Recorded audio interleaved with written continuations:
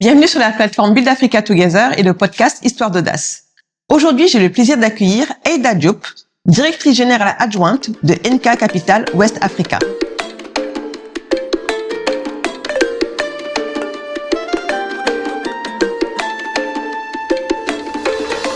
Bonjour Aïda. Bonjour Mathie. Comment tu vas? Ça va bien et toi? Ça va très bien, merci beaucoup. Merci d'être là parmi nous. Merci de m'avoir invité.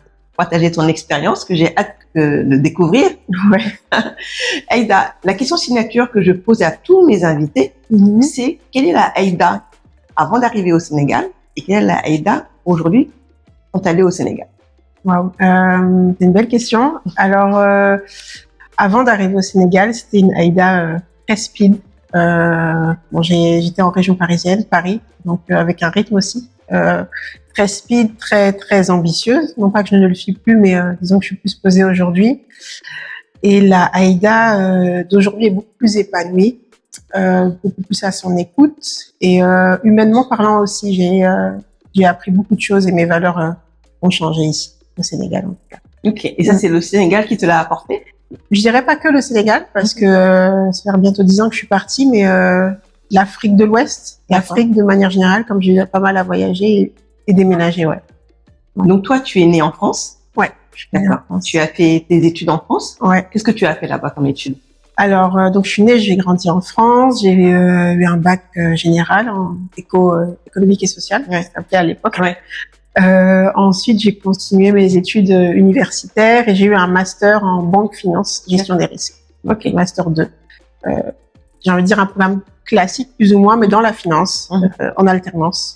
D'accord. Voilà. Et tout à Paris. Et tu as eu à travailler donc quelques années en France, à Paris? Oui, effectivement, juste après mon diplôme, j'ai travaillé chez Exam Asset Management, qui était une société de gestion filiale de BNP. D'accord. Pas très loin des Champs-Élysées. Et très vite après ça, je suis partie. J'ai travaillé presque 3 ans, 3 ans. Et après, j'ai eu une opportunité au Sénégal que j'ai saisie, Donc en fait, ton opportunité au Sénégal, elle a été très rapide dans ton parcours professionnel. Ouais, assez rapide. Moi, ça faisait longtemps que je voulais partir. Que je voulais partir de la France d'abord. Okay. Parce qu'avant de partir au Sénégal, j'ai failli aller à Hong Kong. Donc c'était vraiment la volonté de partir tout court en fait. Mais le Sénégal s'est présenté parce que je cherchais aussi. Une société de gestion s'est implantée et ouverte à Dakar.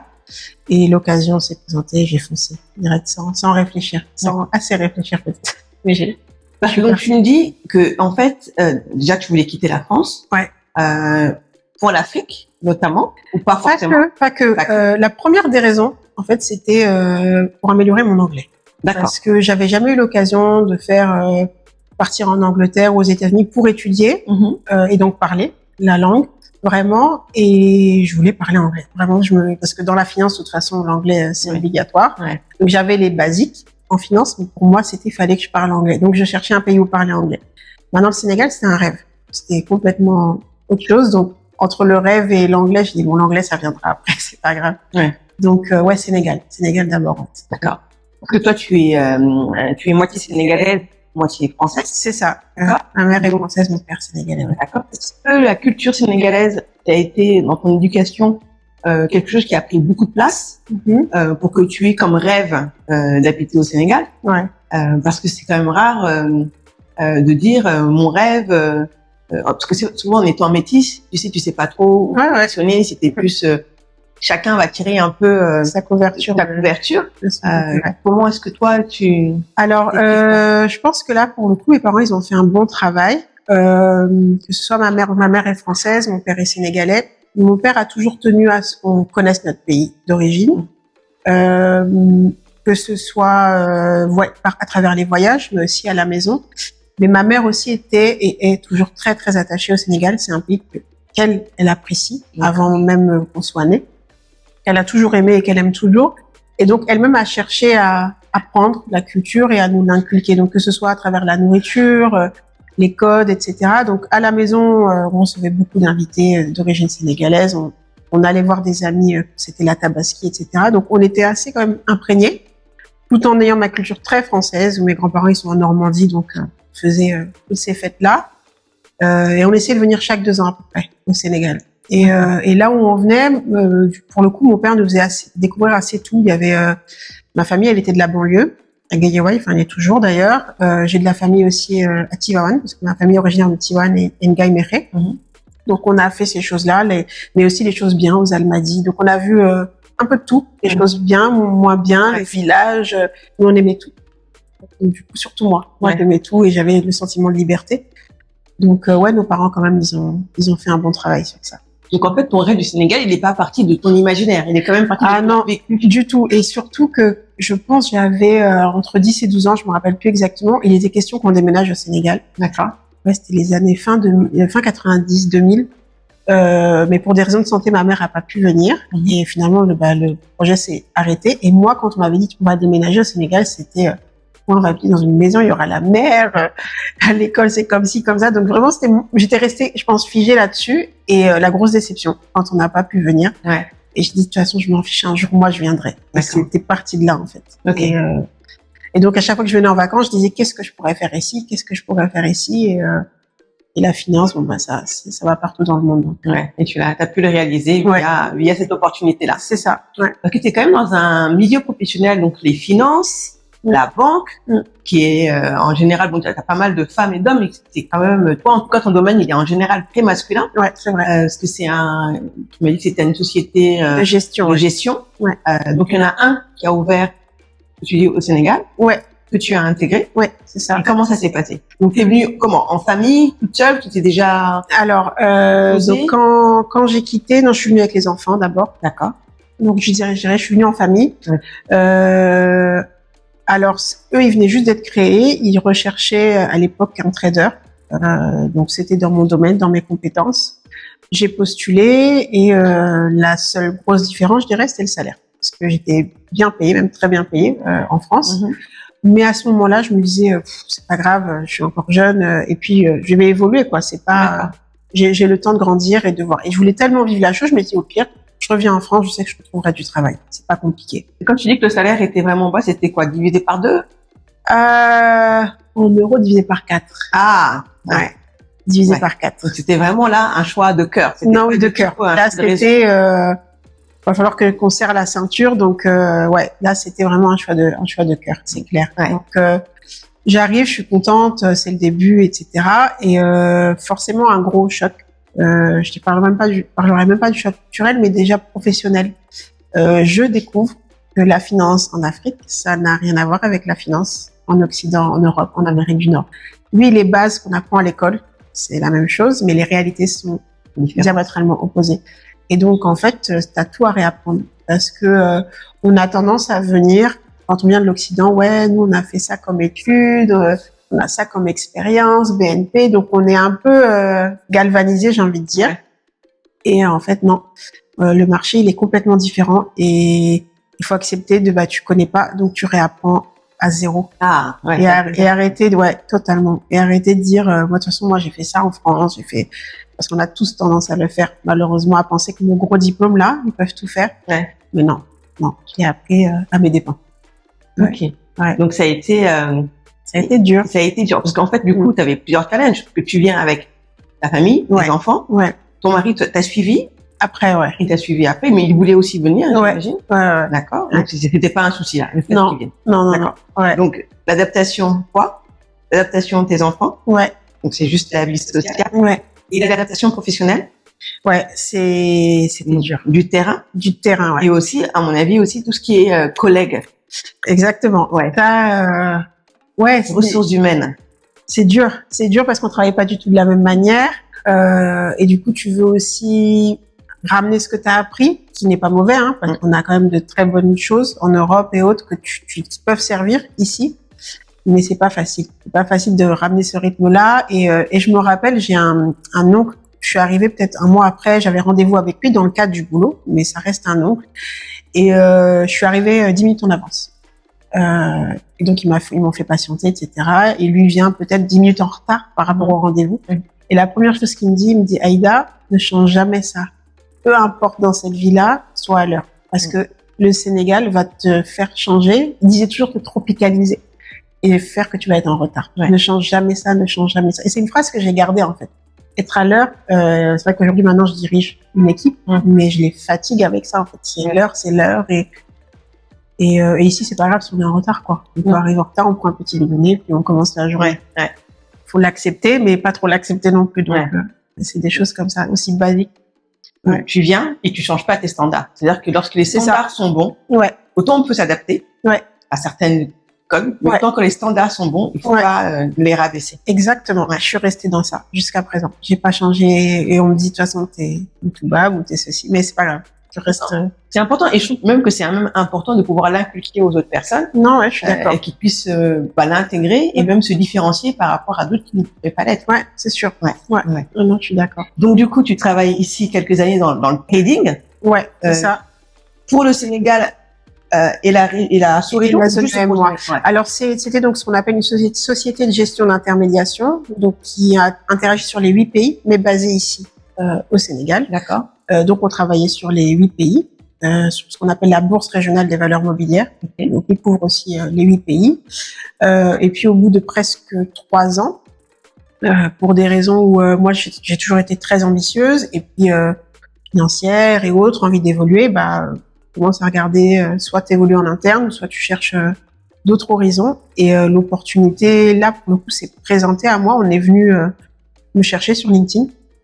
Le fondateur de la société dans laquelle je suis actuellement, et le challenge c'était tu pars en Côte d'Ivoire.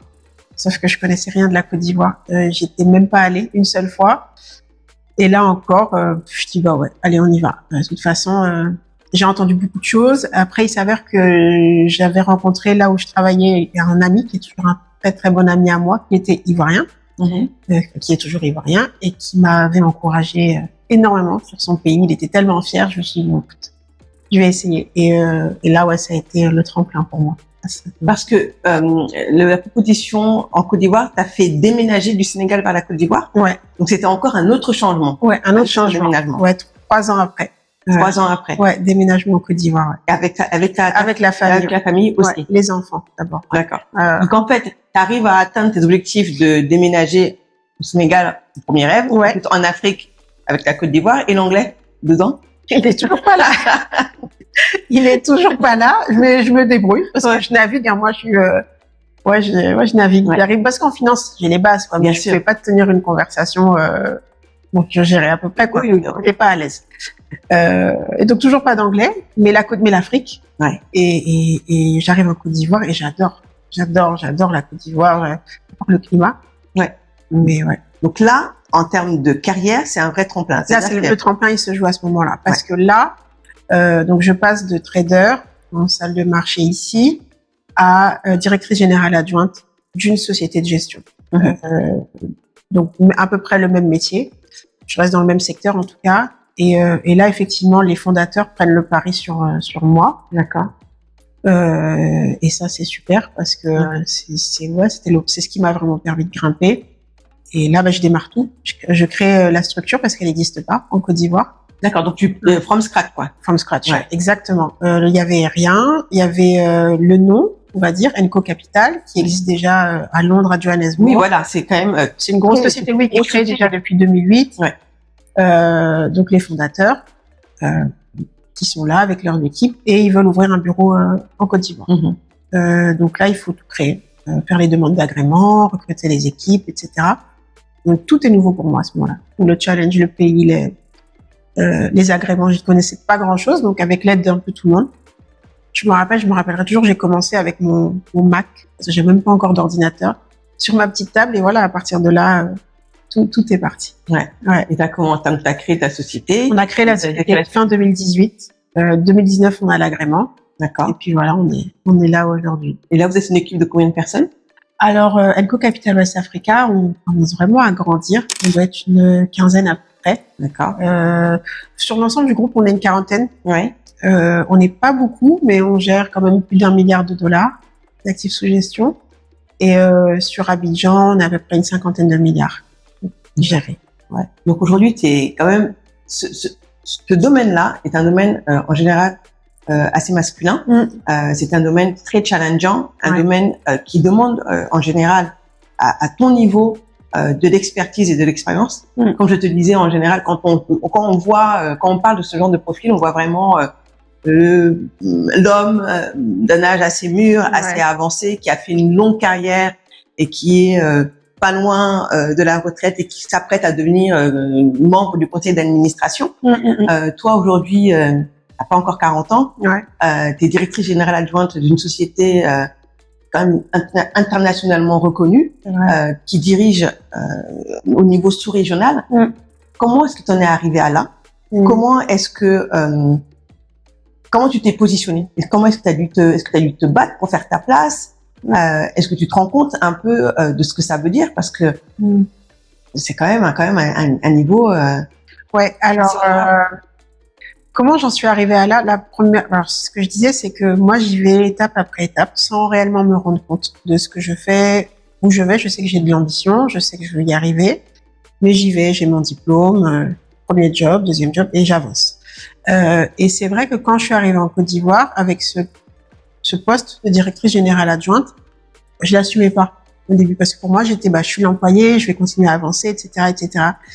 Et peut-être au bout d'un an, on a commencé à me dire mais Aïda, il faut que tu vives, faut que tu prennes ta position de directrice générale. Surtout en Afrique, le titre est hyper important.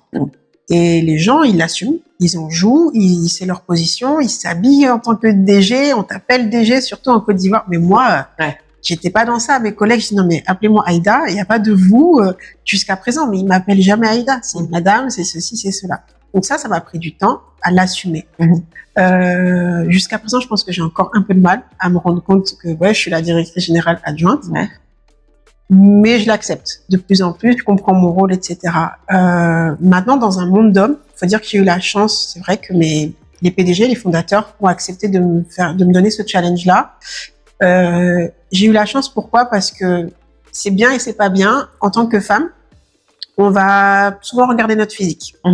On va souvent m'approcher parce que je suis une femme, voilà, elle est peut-être jolie, elle est ceci, elle est cela. Et c'est qu'après qu'on va écouter ce que j'ai à dire. On va creuser un peu plus. C'est un peu réfléchir.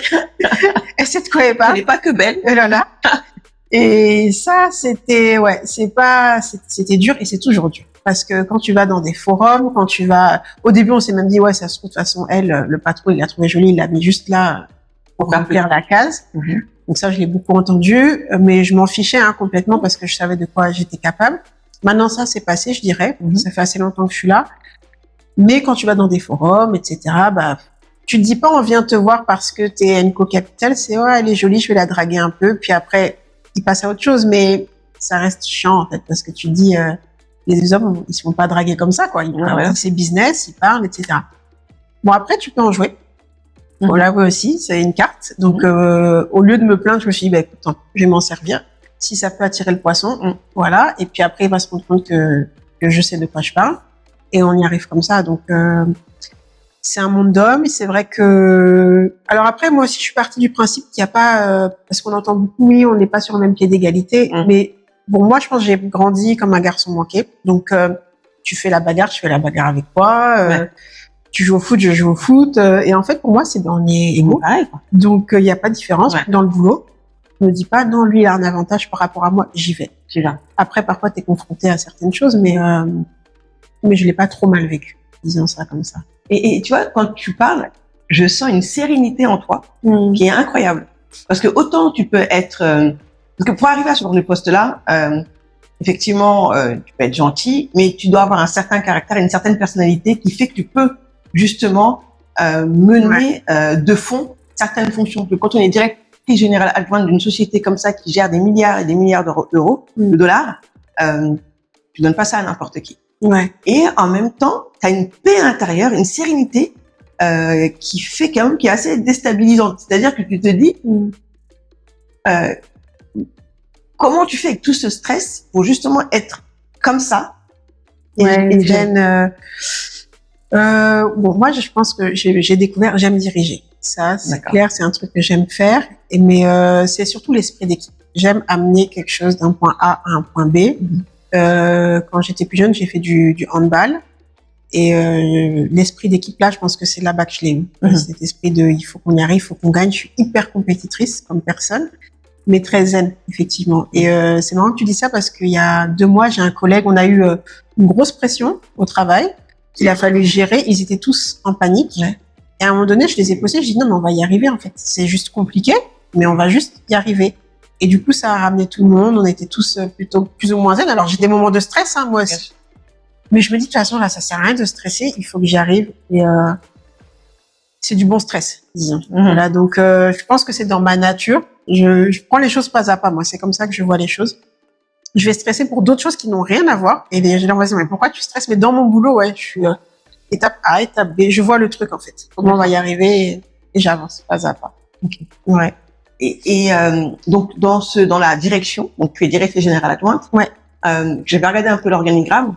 Il y a quand même pas mal d'hommes à la direction, dont les 2 fondateurs, qui ont une expérience vraiment très très solide à l'international, qui est assez vraiment impressionnante. Effectivement. Et en termes de femmes, donc il y a toi qui es directrice générale adjointe. Ouais. Et j'en ai vu qu'une autre. Ouais, c'est ça. Mireille, ouais, elle est en Afrique centrale, au Cameroun précisément. Elle gère le Cameroun. C'est ça. Elle gère la filiale du Cameroun. La filiale du Cameroun. Effectivement, ouais. Sinon, on n'est que, la direction, on n'est que 2 femmes. Vous n'êtes que 2 femmes. Ouais, effectivement, ouais. On n'est que 2 femmes. Après, c'est beaucoup d'hommes. Il y a quand même comme une inclusion, beaucoup d'Africains aussi. Ils tenaient à ça parce que eux, ils sont fondateurs, ils sont africains. D'accord. Ils sont camerounais. Ouais. Donc ils ont tenu à ce que, parce que c'est une Enco Capital en fait. Enco c'est la somme, le signe sigma, une Conchu, donc c'est leur famille, donc des 2 frères Conchu. Et eux, c'était vraiment investir en Afrique. D'accord. Donc ils ont fait des brillantes études à l'international. Ils ont travaillé dans les plus grandes structures internationales aux États-Unis, en France, mais vraiment leur volonté c'était de pouvoir ramener des investisseurs sur le continent africain. Okay. Donc c'est pas que ramener l'argent, c'est aussi avoir à la tête des personnes d'origine africaine qui comprennent le continent et des femmes également. Voilà. Est-ce que toi, lorsque tu es revenu à ton expérience, tu avais comme objectif d'impacter l'Afrique? Est-ce que tu étais dans cet objectif-là de dire je reviens et je vais impacter là où je suis? Franchement, non. Y a beaucoup de gens qui disent ouais, moi je vais venir. Oui. Mais franchement, non. J'avais des rêves que j'ai toujours d'ailleurs qui sont dans le social. Donc moi j'œuvre toujours dans l'humanitaire, je suis dans différentes associations, mais ça c'était très personnel, mais je vais pas me dire ouais, je vais venir, je vais impacter le continent. Non, je me suis jamais dit ça. Par contre, je me suis rendu compte que à travers ce que je fais maintenant, il y a de l'impact. Ouais. Donc tant mieux, j'ai envie de dire. Ouais. Mais c'était pas ma volonté première. Non, franchement non. Donc tu fais ta carrière en Côte d'Ivoire. Est-ce que tu es toujours en Côte d'Ivoire? Alors non, je suis plus en Côte d'Ivoire, mais entre la Côte d'Ivoire et le Sénégal, il s'est passé encore un déménagement. D'accord. Où je vais apprendre l'anglais vraiment, par au Canada. Ah, tu es parti au Canada entre-temps. Ouais, 1 an. Alors là, c'est pas moi, c'est mon mari qui avait une opportunité professionnelle. Et donc, je l'ai suivi avec la famille, etc. Et à la base, j'avais démissionné de Enco. Enfin, d'accord. Je m'apprêtais à partir, j'avais pas vraiment démissionné. Et finalement, c'est tombé dans la période Covid. Ah. Et la période Covid, tout le monde était en confinement, travaillait à la maison. Faut savoir que mes patrons, ils n'aimaient pas du tout le télétravail de base, c'est tu viens au bureau. L'ancienne école. Et sauf que là, personne n'a eu le choix. Pas le choix. Et je leur ai montré que je pourrais réussir à conserver mon poste depuis le Canada. Donc là, gros challenge parce que décalage horaire. Oui, mais oui. Ouais. Donc du coup, les horaires complètement décalés. Là encore, nouveau pays, nouvelle culture, nouvelle langue pour le coup. Mais je suis contente, j'apprends l'anglais finalement. Et puis, il faut dire qu'à travers Enco aussi, j'ai appris beaucoup l'anglais parce que j'ai des collègues qui ne parlent que anglais. Bien sûr. Donc voilà. Mais là, c'était un gros challenge parce que je voulais garder mon pied en Afrique. Donc ça n'a pas duré si longtemps parce que c'était 8-9 mois. D'accord. Et puis finalement, on est revenu au Sénégal après ça. Pas en Côte d'Ivoire? Au Sénégal, ouais. D'accord. Au Sénégal. Ouais, le choix, c'était Sénégal ou Côte d'Ivoire. Donc, pour des raisons familiales, je dirais, on est venu ici au Sénégal. Et donc, maintenant, je suis entre le Sénégal et la Côte d'Ivoire. Donc, en fait, tu es resté à Enco. Tu as réussi ton challenge? Ouais, j'ai réussi. Ils ont accepté, ils ont vu que ça marchait. Ouais. Que voilà, j'étais vraiment dévouée, c'était dur. Je faisais des réunions à 4h du matin. Ouais. Donc, c'était pas évident, mais sinon, comme c'était moins d'1 an quand même, c'était tenable. Et puis tu gérais la famille aussi à côté. Exactement, et puis toujours les voyages entre le Canada et l'Afrique. Ouais. Là, c'était pas simple. Mais ça a marché. Et là, t'es revenu au Sénégal. Ouais, là, je suis au Sénégal. Mais je suis souvent, tous les mois en Côte d'Ivoire aussi. Ouais. Et comment ça se passe? Comment t'as pu gérer cet équilibre-là entre tous les voyages que tu as faits, tous les déménagements que tu as faits, la famille que t'as eu des enfants, qui ont grandi. T'en as eu après aussi. Ouais. Comment est-ce que t'as pu jongler avec tout ça? Alors, je pense que j'ai grandi comme ça. Ma maman, elle était enseignante, on allait à la retraite et on la nommait à différents postes, différents endroits, donc on a beaucoup déménagé. D'accord. Donc je pense que j'ai jamais été trop attachée à un lieu, une maison. Donc tant que j'avais, on va dire, mes jouets, pour moi c'était ça à l'époque. Ben voilà, j'arrivais à naviguer. Donc j'ai grandi comme ça et c'est même presque maladif parce que j'ai ce besoin de bouger. J'ai du mal à rester 5 ans, 6 ans dans une même place en fait. Donc pour moi déjà ça allait. Maintenant il fallait emmener mes enfants, la famille dans ça. Alors tous mes enfants je les ai éduqués de la même façon. D'accord. Ils n'ont pas d'attache à un endroit particulier, mais c'est ce qui est autour d'eux qui est important. Ils aient les mêmes repères. Et c'est vrai que souvent on me dit, surtout l'un d'entre eux, mes fils, s'il me voit, ça va. Si je suis autour de lui, ça va. Donc on peut aller partout dans le monde. Ouais. Tant que je suis là et qu'il a ses repères. Maintenant, ils grandissent et je m'étais toujours promis arriver à un certain âge, vers le collège, lycée. Faut quand même qu'ils aient une stabilité. Déposer un peu. Parce que les amis, tout ça, c'est important. Moi, par exemple, je peux pas dire que j'ai des amis d'enfance. J'en ai pas. Ouais. Mes vrais amis, c'est le lycée, 17, 18 ans. Et là, c'est mes amis jusqu'à présent. Mais il y en a qui ont des amis de CM1, CM2. Moi, ils m'impressionnent, ces gens-là. J'en ai de CP. Ouais, ça, moi, je suis toujours, waouh, vous avez trop de chance parce que moi, CP, c'était dans le 93, CE1 dans le 95. Alors, j'ai tellement changé que j'ai pas d'amis si jeunes. Donc, mes enfants, ils commencent à me dire, non, mais maman, mes amis, mon école, donc je le ressens et je me dis, ouais, faut que je me pose là parce que ils en ont besoin. C'est pas évident. Pour moi, c'est pas évident. Toi, c'est pas évident. Ouais. D'accord. Donc là, t'as posé tes valises au Sénégal. Ouais, là, ça y est, ouais. Pour quelqu'un qui, souvent, la diaspora, ils ont toujours du mal à revenir en Afrique de l'Ouest. Ils se posent la question entre le Sénégal et la Côte d'Ivoire. Ok. Qui sont un peu les deux pays un peu, qui ont beaucoup d'expatriation, un peu locomotive. Toi qui as fait les deux pays, lequel est-ce que tu recommanderais pour quelqu'un qui veut revenir et pourquoi? Ouais. Alors, j'essaie d'être la plus objective parce que je suis d'origine sénégalaise. Ouais. Bizarrement, j'aurais dit la Côte d'Ivoire. Moi, j'adore la Côte d'Ivoire. Je le redis. Peut-être que j'irai en Côte d'Ivoire dans bientôt. Moi, j'adore la Côte d'Ivoire, mais comme toi, je supporte le temps, il est difficile, ouais. Franchement, le climat, il est compliqué. Ouais. C'est ça, c'est vrai. Moi, le côté tout gris tous les jours, là, moi, c'est vrai. Mais ça pèse pas assez fort dans la balance pour me faire, vraiment, j'adore la Côte d'Ivoire. Maintenant, entre Sénégal et Côte d'Ivoire, qu'est-ce que je conseillerais? Déjà, ça dépend du type de projet qu'on a, et du mode de vie qu'on veut avoir. Une vie très familiale, très posée. Le Sénégal, c'est parfait, je dirais, pour ça. Parce que voilà, les gens sont des gens qui sont assez comme casaniers. On aime être à la maison. C'est pas des gens qui sortent énormément. Donc, on va être invité chez les amis, etc. Et c'est très familial, c'est très bien. Maintenant, en tant que personne d'origine sénégalaise, on a quand même des valeurs, des codes à respecter et une pression sociale qui est inévitable. Alors qu'en tant qu'expat 100%, je dirais en tant que Français 100%, je veux dire, qui n'a pas d'origine sénégalaise, il n'a pas la même pression. Pas du tout. Il n'en a pas. Et moi, ma vie en Côte d'Ivoire, je l'ai vécue en tant qu'expat. Expat 100%, qui n'a pas des origines ivoiriennes. Peut-être que les Ivoiriens, ils ont leur pression là-bas, mais moi, en tant qu'expat, je l'avais pas. Et ça, c'était super, parce que t'as personne qui dit comment tu t'habilles, ce que tu fais, où tu es, avec qui tu es. Alors qu'au Sénégal, c'est différent. Même toi, tu le ressentais? Au Sénégal? Toi qui viens de France? Mais énormément. Je me rappelle, bon, c'est peut-être mon père qui était un peu dur sur ça, mais j'en porte toujours. J'avais un jean déchiré, mais déchiré proprement.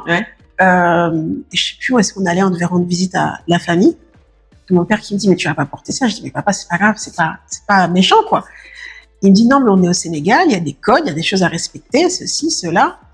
Et il me dit, quand tu es dans un pays qui roule à gauche, tu roules à gauche, quoi. Tu vas pas t'amuser à rouler à droite. Et je me suis dit, ouais, il a raison, mais c'est chiant, quoi. Oui. Et puis j'étais une expat, il me dit, bah oui, si t'étais une Française qui connaît rien au Sénégal, on va rien te dire. Mais sauf que t'as des origines sénégalaises, donc on va forcément dire, mais elle est mal éduquée ou elle est... Et c'est des codes qu'on m'a pas forcément appris, moi, en France, tu vois, tous les vendredis, s'habiller. Et moi, c'est des trucs, ça m'embêtait au début. Je dis non, mais je vais pas acheter une tenue il y a 52 semaines dans une année, une tenue parce que je vais plus la remettre quand même. Et puis finalement, j'ai pris goût, c'est cool. Mais voilà, c'est des codes, la société, elle est forte ici. Il y a pas mal d'injonctions, ouais. Donc c'est pour ça que je dirais, ça dépend de qui on est, d'où on vient, et ensuite le projet. Le projet, pourquoi? Parce que la Côte d'Ivoire, quand même, on se le dit, c'est un pays qui bouge énormément. D'un point de vue économique, j'entends, pour faire des investissements, ça va vite. C'est une société de consommation. Ils consomment énormément, donc ils aiment le luxe, ils aiment les belles choses, ils aiment ce qui est nouveau, donc ça va vite. Le business peut vite grandir. Sénégal, c'est un peu plus lent quand même de ce niveau-là. De toute façon, les chiffres économiques en parlent d'eux-mêmes. Mais par contre, si tu as des projets dans l'agriculture, l'agro-business, bien que la Côte d'Ivoire, c'est un pays très porté sur ça, mais ils sont tellement avancés du coup que le Sénégal, il y a une plus grande marge d'opportunités. De manœuvre. Donc vraiment, ça dépend de ce qu'on veut et de ce qu'on ressent. Mais je dirais, venez, l'un ou l'autre. Venez, c'est clair. Venez. C'est-à-dire que parce qu'il y a pas mal de repas en ce moment qui reviennent. Tu encourages les gens à revenir. Moi, c'est en Afrique. Enfin, sans aucun doute, faut juste bien le préparer. C'est clair. Faut pas croire que c'est le paradis. Il y a aucun pays de toute façon au monde qui n'est le paradis. Mais c'est une terre d'opportunité. Ça, c'est une terre d'opportunité. Et est-ce que tu penses aussi que c'est pas une terre en termes que toi tu voyages tout le temps? T'as 3 enfants. Est-ce que tu penses que tu aurais pu faire ça en étant en France? Jamais. Non, faut dire ce qui est. C'est vrai que j'ai du personnel à la maison qui m'aide, la famille aussi, qui est beaucoup là. Non, jamais. Donc, du coup, ça t'a quand même permis d'avoir une carrière. C'est clair. Aujourd'hui. Que je n'aurais jamais eu en France. Pour plein de raisons, Non, c'est sûr. Et parce que là, toi, tu as les enfants, tu as la famille. Moi, je considère ça comme un travail. Tu as directrice générale adjointe de Enco West Africa. Et tu es entrepreneur aussi. Ça, c'est une autre casquette que tu as, que tu crées pas dans tous les trucs. Mais parle-nous un peu de ce côté entrepreneuriat que tu cumules en plus. Bon, déjà, l'entrepreneuriat, ça faisait longtemps que je voulais faire quelque chose. Au début, je savais pas quoi, mais quelque chose. Tu peux être. Tu n'étais pas assez occupé. Peut-être pas. Je sais pas. J'en sais rien. Mais là, pour le coup, c'était faire quelque chose qui va servir. Mais sans me dire je le fais pour l'impact. Au début, mon premier projet, ça s'appelait les paniers d'Aïda. C'était de vendre des fruits et légumes frais qui venaient du champ et de les ramener au domicile au Sénégal. Ça, c'était il y a presque 10 ans. Pour des raisons financières, j'ai pas pu aller au bout de ce truc-là. Mais je me dis, faut un jour que je fasse un truc, Et est tombé devant moi. Je sais pas pourquoi. Le sport. Bon, j'ai toujours aimé le sport, j'ai toujours fait beaucoup de sport, et donc effectivement, je suis propriétaire d'une salle de sport. Et à vrai dire, on me dit que je communique mal là-dessus parce que c'est pas une salle de sport, c'est une salle de bien-être. Parce qu'on ne fait pas que du sport, qui s'appelle Fitstop, qui est ma salle de sport. Passage. Et bon, c'est vrai que je l'ai pas faite seule, j'ai eu des partenaires. Et aujourd'hui, j'avance pas à pas. Mais oui, j'ai cette casquette Alors ça, c'est le plus gros challenge, j'ai envie de dire. Parce que là, tu fais face réelle. Bon, déjà, c'est tes fonds. Tu investis. Le personnel, là, c'est toi qui recrutes réellement. Et puis tu pars de rien. Tu fais face aux réalités où la peinture, elle est pas bien faite. C'est toi qui dois gérer. Faut payer les salaires. Et en même temps, j'ai une exigence, sur le service que je veux proposer. C'est pas facile l'entrepreneuriat, faut qu'on se le dise. Moi, des gens qui vivent que de ça, je leur tire mon chapeau parce que c'est une pression. C'est une sacrée pression en continu, mais j'adore ça. Franchement, ça, je sais pas si j'en vivrai un jour, mais j'adore ça. Parce qu'en plus de ça, parce que moi qui connais un peu Fitstop du coup, c'est pas qu'une salle de bien-être lambda, c'est vraiment une salle de bien-être avec un service et une qualité qui sont quand même d'un certain niveau. C'est ça. Vous proposez des prestations qui ne sont pas tu ne retrouves pas partout. C'est ça. Et ça, si tu n'as pas un personnel, des ressources humaines qui adhèrent, à ta vision, ça peut vite vouer à l'échec. Non, c'est clair. Donc, comment tu fais, ici au Sénégal, de ramener des personnes qui peuvent avoir un standard, déjà, qui n'est pas celui qu'on attendrait, alors les ramener à un standard qui est vraiment celui des salles de sport de luxe international. C'est vrai. Moi, c'était ça l'objectif. Ça l'est toujours. Et c'est vrai que ça, c'est pas facile. Alors, le personnel, je pense que j'ai une philosophie, c'est que ça, parfois, c'est pas bon, mais j'arrive pas à changer parce que je pense que c'est comme ça que je suis faite. Moi, tu es mon égal. En fait, c'est pas parce que je suis la patronne ou on est des êtres humains. Et je veux t'emmener dans l'idée de ce que j'ai, de ce que je veux faire, où est-ce que je veux l'amener. Donc, j'arrive à faire en sorte que les gens se sentent impliqués, que c'est presque leur propre business. Et aussi, il faut dire une chose, c'est que financièrement, je suis peut-être un peu au-dessus du marché en termes de salaire, donc c'est sûr que ça retient. Ok. C'est un choix? Ouais, c'est un choix. D'accord. C'est un choix parce que, et là, c'est mon côté social. Je me dis, comment tu vis avec 100 000 francs, quoi? Comment tu fais, en fait? Et t'as beau être en banlieue, etc. Je le vois, c'est difficile. Donc, je pense que s'il y a des sacrifices que moi je peux faire sur mes marges, sur mes bénéfices, ou même payer de ma poche au départ, et que je peux le faire, ben je préfère le faire. Et les gens, ils le sentent. Et en fait, beaucoup, en fait, l'être humain, il est pas si ingrat que ça. Et tu te rends compte que il va te le rendre à un moment ou à un autre. Donc, j'ai des gens qui me sont fidèles et qui pourraient partir, qu'aujourd'hui, je sais qu'on essaie de débaucher. Je le sais. J'ai des clients qui viennent et qui disent, viens chez moi, viens faire ci. Et ils viennent tous me le dire. Donc, et à la fin de la journée, moi, le business, je veux pas qu'il m'appartienne à moi seul. C'est que, ok, t'as participé à ça. Je prends, par exemple, dans le complexe, on a un spa. Donc, l'esthéticienne, que j'apprécie beaucoup, qui a beaucoup de défauts. Mais je lui dis, c'est grâce à toi aussi. Moi, je suis pas esthéticienne de formation. Donc, si on y arrive, c'est grâce à toi. Et donc, ça doit t'appartenir. C'est pas que moi. Donc, j'essaie vraiment de faire en sorte que les gens se sentent impliqués. Et ça, je le fais même chez Enco Capital, où, pour le coup, là, je peux pas décider sur à qui ça appartient. Mais on est ensemble, quoi. Il faut qu'on y arrive et si, quand il faut défendre les bonus, je vais me battre pour qu'ils aient ce qu'ils méritent d'avoir, quoi. D'accord. Ça, c'est important, ouais, pour moi. Et donc là, ça fait combien de temps que Fitstop existe? Ça va faire 2 ans en septembre. 2 ans en déjà septembre. 2 ans, ouais. Tu mènes... Ouais, on a démarré par la salle de sport. Ouais. Ensuite, on a eu le spa. Et maintenant, on a le restaurant. The Green Plate, voilà, qui est dans le même endroit. Et on est plutôt content, des retours plutôt satisfaisants. Je veux toujours ramener la barre plus haute. Parce qu'effectivement, le côté privé, le côté luxe, c'est ce que je veux que les gens puissent avoir au Sénégal. D'accord. En toute discrétion. C'est que, Aïda, t'as un caractère vraiment, t'es vraiment un couteau suisse, dans le sens où on te voit un peu partout. Et tu vas vraiment au fond des choses, en gardant vraiment ce calme. C'est quoi? Tu es comme ça de nature, ou c'est l'éducation qui t'a fait être comme ça? Qu'est-ce qui fait qu'aujourd'hui tu fais plusieurs choses comme ça, que tu vas de front, que t'as pas peur? Qu'est-ce qui te motive comme ça? Bon, je pense que c'est l'éducation, c'est sûr. Déjà, je suis métisse. Donc métisse, c'est plein de cultures différentes, c'est des façons de voir différentes. J'ai envie de dire même d'un point de vue religieux. Aujourd'hui, je suis musulmane, mais j'ai grandi avec les 2 religions. Donc, mes parents, ils étaient très ouverts. Donc, c'est sûr qu'on nous a donné des valeurs, on croit en Dieu, etc. Mais on nous a montré ce qui existe d'un côté, ce qui existe de l'autre. Donc, j'ai grandi comme ça. Il faut être ouvert. Il faut savoir tout faire et se fondre dans la masse. Donc, t'es au Sénégal, c'est comme ça. Tu vas dans une famille, tu les vois en train de prier, sur un tapis, tu vas prier. De l'autre côté, tu as des communions, tu vas rentrer dans l'église, il faut savoir comment te tenir.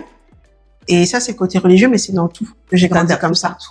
Manger autour du bol, à la main, c'est bête, hein. Mais voilà, faut savoir s'asseoir par terre et manger à table, très français, machin, avec 20 000 couverts. Faut savoir le faire. Donc, j'ai grandi avec ça. Ça, c'est la première des choses. Mais après, le fait de toucher à tout, je suis curieuse, je pense, comme personne. Je suis hyper curieuse. Et le challenge, que je dis, je suis une compétitrice. Et ça, c'est dans moi, faut que je gagne. Tu vois, on a fait des challenges, toi et moi, au sport. Je t'ai jamais battue, d'ailleurs. Non. Je suis aussi un peu compétitrice. Et c'est comme ça que j'avance, en fait. Et j'adore ça. Je vivrais pas bien sans ça, je pense. Il faut que j'y arrive. Ouais, tout le temps. Et comment tu éduques tes enfants? Pareil, c'est ils sont compétiteurs à cause de moi, je pense. Je reprends aussi beaucoup l'école. Pour moi, c'est hyper important parce que j'ai grandi dans ça. Les études, mais surtout les valeurs, la politesse, la religion, c'est hyper important. Bien sûr, je le fais pas seule. On est les 2 parents. On s'occupe de ça, mais c'est hyper important. J'ai commencé un sport dont tout le monde parle, le paddle, il y a à peine 3 mois. Mais pour moi, je veux déjà tout gagner. Je pense que je vais être championne du Sénégal. Sinon, ça marche pas. Mais pourquoi je donne cet exemple-là, c'est parce que j'ai un de mes fils qui est fan de foot et qui est dans un centre de formation de football. Et je lui dis j'ai un tournoi Ismaël et tout, etc. Mais je pense que je vais perdre parce que c'est le premier tournoi. Je dis mais maman, c'est pas comme ça que je te connais. Maman, toi, tu sais qu'on y va pour gagner. Faut jamais dire qu'on va perdre. Tu m'as toujours dit ça. Et quand tu m'as dit ça, j'étais fière. Je me suis dit j'ai réussi. Ça, c'est ce que je veux. J'ai réussi. On va pas pour participer. On va pour gagner et on accepte la défaite. Aussi. On l'accepte, mais on n'y va pas pour perdre.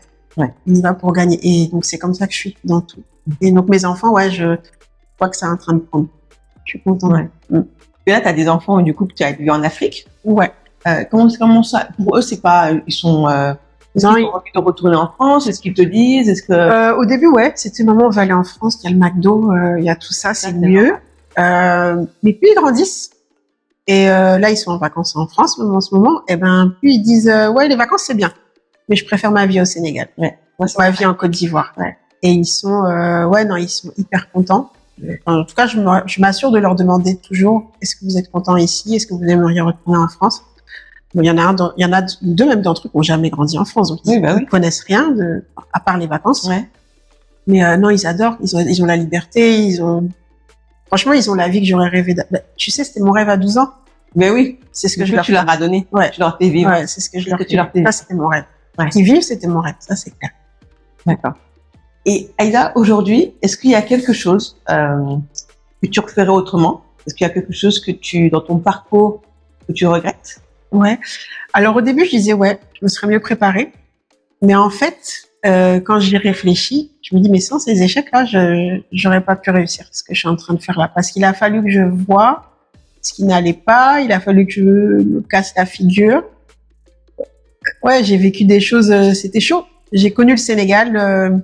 Tu vas à la boutique, on écrit ton nom sur le cahier. Et ça, sans les échecs, en fait, j'aurais même pas su ce que le Sénégalais lambda peut vivre. Ah oui, ouais. T'as vécu ça. Ouais. Et aujourd'hui, Dieu merci, je suis loin de ça, très loin de ça même, mais il faut le vivre pour le savoir. Il faut le vivre et en fait, il y a des gens qui même vivent ici ne connaissent jamais ça, mais c'est quand même 90% de la population qui connaît ça au Sénégal et qui finit pas les fins de mois et qui galère. Donc moi, ma facilité, c'était de retourner en France. Mais oui, c'est ça que j'allais te dire, parce que déjà, merci pour l'humilité de le dire, que c'est pas facile, forcément, de dire ça. Mais non seulement tu le dis, mais toi, t'avais le choix de retourner. Ouais, mon père me l'a dit, quand c'était chaud, il m'a dit, mais il retourne là. Mais franchement, en 2 mois, j'avais un boulot et je retrouvais mon salaire. Bien sûr. Mais j'ai dit, mais jamais, la compétitrice que je suis, je dis, mais jamais de la vie. Et j'ai dit non. Et c'est là que je suis partie en Côte d'Ivoire, en fait. Et j'ai dit, il faut que j'y arrive. Mais maintenant, les mois, les années de galère, c'est dur quand t'es dedans, tu vois. Bien sûr. Ça paraît long. Oui, ça paraît long. Mais c'est pour ça qu'au début, je dis, si c'était à refaire, j'aurais pas fait comme ça. J'aurais fait ça avant de partir. Mais en fait, ça a été formateur. Et encore, ça va faire 10 ans, donc je suis loin d'avoir fini, mais je pense qu'il faut passer par les échecs, pour arriver là où on en est en tout cas. Et là, tu retournerais? Tu retournerais en France? Non, jamais. Ça, c'est sûr et certain. Là, tu restes en Afrique? Ouais, en Afrique. Et en Afrique, parce que je suis partie au Canada, du coup. Alors, c'est l'Amérique du Nord, c'est encore complètement différent comme culture. Je suis contente de l'avoir connue. Parce que là aussi, c'est quelque chose, je me dis, comment ça se passe là-bas? Et non, c'est l'Afrique, en fait. Toujours. L'Afrique. Et là, la notion d'impacter, est-ce que là, tu l'as avec le temps, avec ce que tu vois? Est-ce que là, tu le vis plus? Ouais, maintenant, Tu l'incarnes?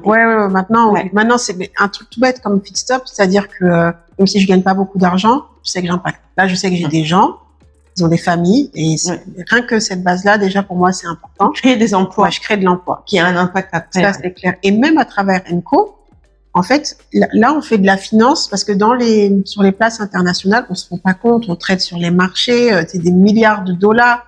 Alors ici aussi, c'est beaucoup d'argent, mais tu te rends compte de l'impact que ça a, mais presque en direct. Parce que oui, nous, dans notre cas, on prête de l'argent aux États, et l'État, il fait cette route, tu dis, ok, il y a eu un truc qui a été fait, et c'est parce que t'es venu, investir auprès de l'État, ou même tu investis auprès d'entreprises, tu vois que ça marche, tu vois que ça grandit, et tu sens l'impact beaucoup plus et pourtant ça reste dans la finance avec beaucoup d'argent. Donc au quotidien, maintenant je sens que j'ai de l'impact. Et j'aimerais en avoir plus, ça c'est clair. Et aujourd'hui, si tu devais, c'est quoi ton mantra, ta philosophie de vie? Ouais.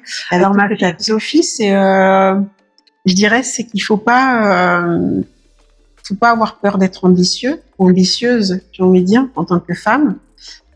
Ça dérange beaucoup l'ambition parfois, et ça fait du bruit, mais il faut prendre sa place. Et même si la place elle fait du bruit, je pense que il faut l'accepter. Donc l'ambition et accepter son destin. Je suis de plus en plus dans c'est introspection personnelle, religieuse aussi. Un éveil de foi. Ouais, un éveil de foi. Beaucoup depuis ces 3 dernières années. Ouais. Tu te dis mais Dieu il a fait les choses pour toi, juste accepte. Des fois c'est dur. Ouais. Donc dans la difficulté, je dis souvent ok, bon Dieu, j'accepte ta difficulté, mais juste donne-moi la force. Ouais, de pouvoir la surmonter. De traverser ça. C'est tout ce que je demande. Ouais. Et après le reste, j'accepte. C'est Dieu qui donne. Est-ce que toi tu as cette envie-là, ou est-ce que tu le fais déjà, d'un peu d'influer ou d'accompagner des personnes, parce que tu sais, souvent quand tu es ambitieux ou quand tu fais pas mal de choses comme ça, on aurait tendance à croire qu'il faut être extravagant, qu'il faut être super, tu sais, vraiment se montrer et tout. Moi, j'ai eu du mal à te capter. Et alors que je connais ton histoire et je sais qu'elle est vraiment bien, vraiment inspirante. Et toi, t'es quelqu'un vraiment de très très humble et très, j'ai pas une profil bas, mais vraiment quelqu'un de très sereine. Et tu as des personnes en fait comme ça peut peut-être des fois, quand on est comme ça, se dire enlever un peu la confiance en soi, tu sais, se dire tu es peut-être pas assez speed pour pouvoir les gens qui ont ce genre de profil comme toi. Moi, tu l'as vu, c'était un challenge. Pour moi, c'est un challenge de venir ici, et donc c'est pour ça que je me dis allez Aïda, il faut que tu y arrives. En fait, j'ai découvert que moi je suis très timide de nature. Quand je suis dans mon environnement, il y a aucun problème, mais j'aime bien être dans mon coin, j'aime bien faire les trucs sans qu'on me voit trop. Pour plein de raisons, et ça on me le dit tout le temps, on me dit mais Aïda, il faut que tu te mettes en avant. Il y a 2 jours par rapport à Fitstep, une personne qui est dans la communication m'a dit mais en fait il faut qu'on vous voit, il faut qu'on sache que c'est vous, et c'est hyper dur. Ça c'est la partie encore, je pense qu'il faut accepter qui on est, avoir assez confiance en soi. Il y a beaucoup de choses, moi j'admire les gens qui sont devant la caméra mais comment ils font quoi, c'est hyper difficile d'avoir cette confiance et de le dire. Mais par contre, si tu me prends sur un sujet dans la finance, là, parler, là, c'est clair, sans aucun problème. Mais j'apprends et je me crée des challenges comme ça pour. Parce qu'au-delà de ça, je pense que c'est important que certaines personnes aient ce genre de modèle. Il y a des personnes timides qui n'ont pas forcément de dire moi je suis timide, mais j'ai réussi à être directrice générale adjointe d'une société de gestion, j'ai réussi à être entrepreneur, j'ai réussi à déménager 4-5 fois, et ma personnalité m'a pas du tout freiné, au contraire, elle m'a boosté, et on n'a pas besoin de sauter partout pour pouvoir justement. Si tu peux servir d'exemple, voilà, ça serait top. Je pense que c'est important. Non, en tout cas, je vais essayer pour moi-même, mais faut pas se cacher, faut pas faire comme moi. J'ai envie de dire. Et quand on dit l'Afrique, c'est le présent, on dit ça. Qu'est-ce que ça t'évoque? Qu'est-ce que c'est? L'Afrique, c'est le présent. C'est vrai. Mais il faut être conscient des difficultés de l'Afrique. Il faut être très, très conscient des difficultés de l'Afrique. Ne pas croire que... alors, tout s'y fait, moi je suis d'accord. On est le continent le plus riche. Mais on nous exploite. On nous exploite et on va continuer de nous exploiter pendant trop longtemps. Maintenant, je suis contente qu'on ait des gouvernements, sans les citer, qui sont dirigés par des personnes plus jeunes et qui ont cette envie d'appartenance. C'est notre continent. Et moi, on pourrait dire, toi aussi, tu profites, tu viens de France, tu viens ici, mais moi, c'est mes origines. Moi, c'est chez toi. C'est chez moi. Et je suis d'accord qu'il faut qu'on y contribue. Donc, ça veut dire faire des sacrifices. Ça veut dire que si tu viens ici, en Afrique, tu dois faire des sacrifices. Tu dois faire des sacrifices sur ton salaire. Être plus humble, ne pas venir avec tes gros diplômes, pensant que tu sais mieux tout que tout le monde. Il y a des valeurs, il y a énormément d'intelligence ici. Moi, je le dis tout le temps. Quand je recrute, je regarde même pas à l'étranger. Je veux dire, on a des compétences de malade. Certes, on manque de formation, mais on y travaille. Moi-même, dans mon groupe, Enco Capital, on a Enco Éducation. des écoles. Oui, parce qu'il y a, alors je sais pas si c'est un lien, mais il y a l'école ENCO ici. Ouais, c'est pareil. C'est le même groupe, sauf que moi, je comptais finance, et donc là, c'est une école Ouais.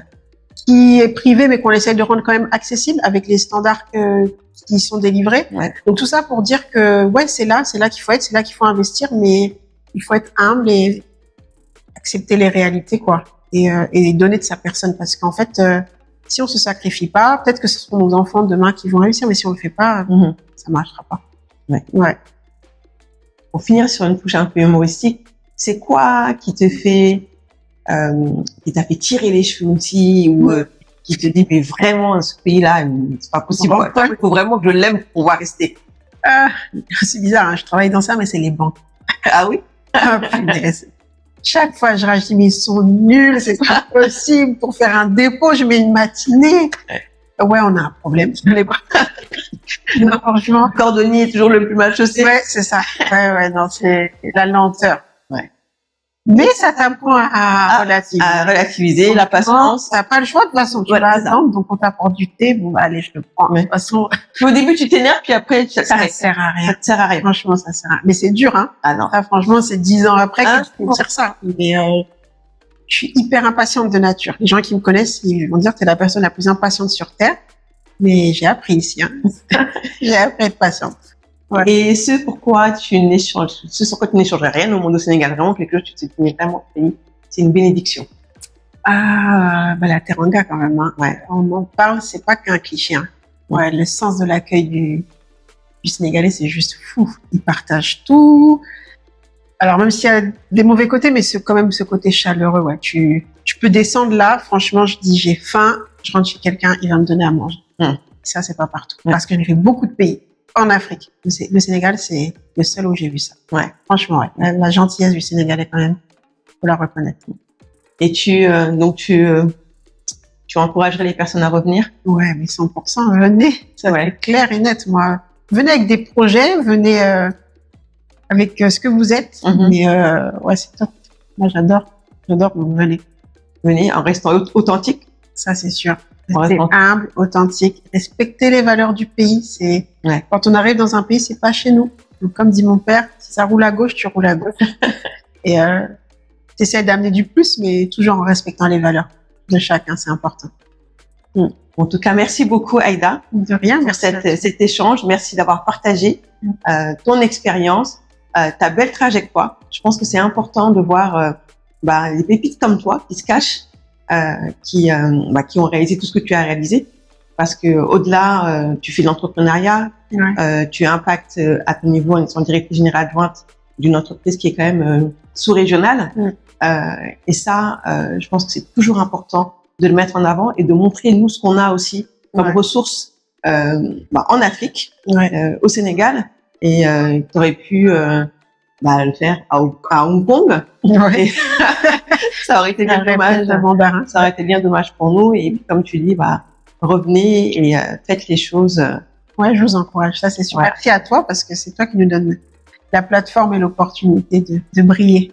En tout cas, c'est un plaisir et un plaisir. Merci pour la confiance. Ouais, merci à toi, Mathilde. À très bientôt, Aïda. Et puis, on se dit à 5 ans, quand tu seras directeur ou dans le conseil d'administration d'Enco, et que Feedstock sera devenu un complexe bien-être au niveau de la régionale.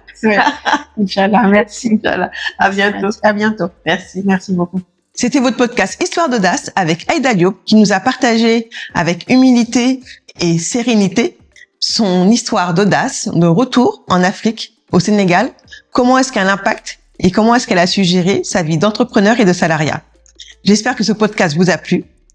Et je compte sur vous pour liker, abonner et nous soutenir. Et à très très bientôt.